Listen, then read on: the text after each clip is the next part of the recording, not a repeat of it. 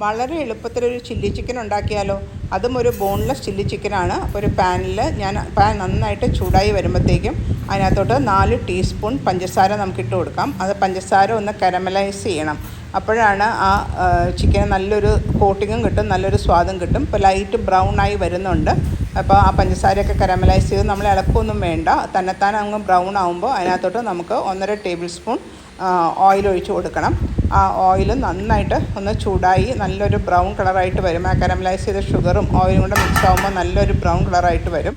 അതിനകത്തോട്ട് ചെറുതായിട്ട് അരിഞ്ഞ വെളുത്തുള്ളി ഒരു 10 അല്ലി, പിന്നെ പച്ചമുളക് ഒരു 5 എണ്ണം, പിന്നെ ഒരു ചെറിയ കഷ്ണം ഇഞ്ചിയും കൂടി ഇട്ടിട്ട് അതിനെ ഒന്ന് മൂപ്പിച്ചെടുക്കണം.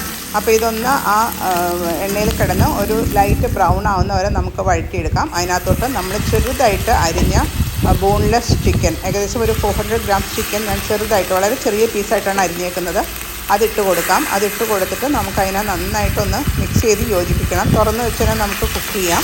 അതെല്ലാം കൂടെ ഒരു നന്നായിട്ട് യോജിപ്പിച്ച് മിക്സ് ചെയ്ത് അതെല്ലാം ചിക്കൻ പീസസിൽ പിടിക്കുന്നവരെ ഒന്ന് മിക്സ് ചെയ്തെടുക്കാം. ഇപ്പോൾ ഒരു പകുതി വേവായിട്ടുണ്ട് ചിക്കനൊക്കെ.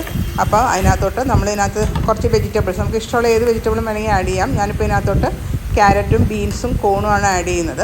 അപ്പോൾ ചിക്കൻ ഒരു ഹാഫ് കുക്കായി കഴിയുമ്പം നമുക്ക് അതിനകത്തോട്ട് ഒരു 2 ബേബി കോണ്, ഒരു ക്യാരറ്റ്, ഒരു 3-4 ബീൻസ് ഡയഗണലായിട്ട് അരിഞ്ഞത് അതും കൂടി ഇട്ട് കൊടുക്കാം. അപ്പോൾ ഈ വെജിറ്റബിൾസ് എളുപ്പം കുക്കാവും.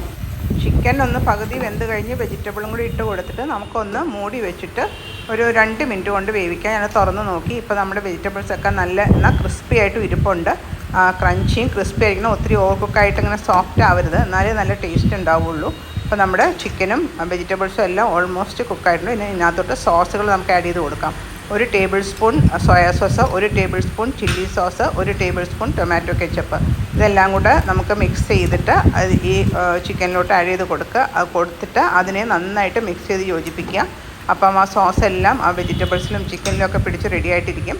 പിന്നെ ഫൈനലായിട്ട് ഞാൻ 2 സവോള കുറച്ച് വലിയ കഷ്ണമായിട്ട് മുറിച്ചത്. അതായത് സവോള നമ്മളിങ്ങനെ ചിക്കൻ്റെ കൂടെ കടിക്കുമ്പോൾ നല്ല ക്രിസ്പായിട്ടിരിക്കണം. അതുകൊണ്ടാണ് ലാസ്റ്റ് നമ്മൾ സവോള ആഡ് ചെയ്ത് കൊടുക്കുന്നത്. ഇതെല്ലാം കൂടെ സവോളയും കൂടെ ആഡ് ചെയ്ത് 1 മിനിറ്റ് കുക്ക് ചെയ്താൽ മതി. അപ്പോഴത്തേക്കും ആ സോസും ഇതെല്ലാം കൂടെ പുരണ്ടിരിക്കുന്ന പരുവം കുറച്ച് ഡ്രൈ ആയി കിട്ടുകയും ചെയ്യും നമ്മുടെ ചില്ലി ചിക്കൻ. കണ്ടോ, എളുപ്പത്തിൽ നമുക്കിങ്ങനെ ഒരു ചില്ലി ചിക്കൻ റെഡിയാക്കി എടുക്കാം. നല്ല ആ സോസ് ജസ്റ്റ് പുരണ്ടിരിക്കുന്ന പരുവത്തിലാണ് അതിൻ്റെ കറക്റ്റ് കൺസിസ്റ്റൻസി. അത് നമുക്ക് ഓഫ് ചെയ്യാം. നമുക്കത് സെർവ് ചെയ്യാം. ഇത് നമുക്ക് ന്യൂഡിൽസിൻ്റെ കൂടെയാണ് ഏറ്റവും നല്ലത്. ഞാനിപ്പോൾ ഇതിൻ്റെ കൂടെ ഒരു എഗ് നൂഡിൽസും കൂടെ ഉണ്ടാക്കുന്നുണ്ട്. ആ എഗ് നൂഡിൽസും ഈ ചില്ലി ചിക്കനും കൂടെ സെർവ് ചെയ്ത് നമുക്ക് കഴിക്കാം. അപ്പോൾ എല്ലാവരും ട്രൈ ചെയ്ത് നോക്കുക. നിങ്ങളുടെ ഫീഡ്ബാക്കും അറിയിക്കണം. എല്ലാവർക്കും ഇഷ്ടമാവുമെന്ന് വിചാരിക്കുന്നു. Thank you.